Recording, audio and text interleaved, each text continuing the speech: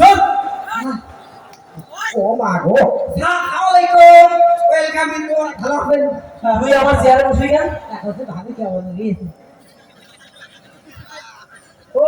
তোর চাকরি আজকে শেষ। না স্যার, আপনি দয়া করবেন না, একটা কথা করো।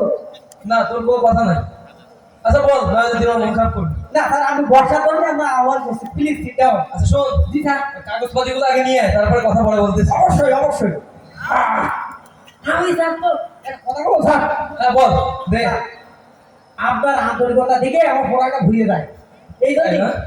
আমার একটা কাজ বাকি ছিল স্যার। কি কাজ? আমার বেটে আপনার রেস্টুরেন্টটা অফ করছি তো। তোমার আর মেয়ে।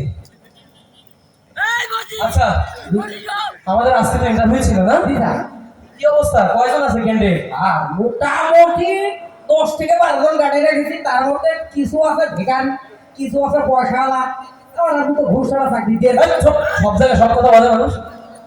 উচিত না করলে আমি আমি আমার দেখতে তুই থাম। থামলে কি চলে?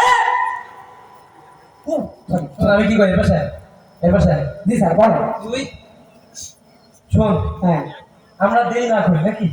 রুহরি দিতে বেলায় বেলায় বাড়ি দেয় করুন বাবা।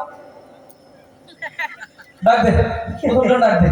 স্যার বলে আমার কষ্ট কেউ না বলে আমি স্যার বলে। এই, তোরে আমি কি বলছি? ডাক দে। এই ভাই, আপনারা খন্ডি কেটে আসেন, আসেন 1 নাম্বার।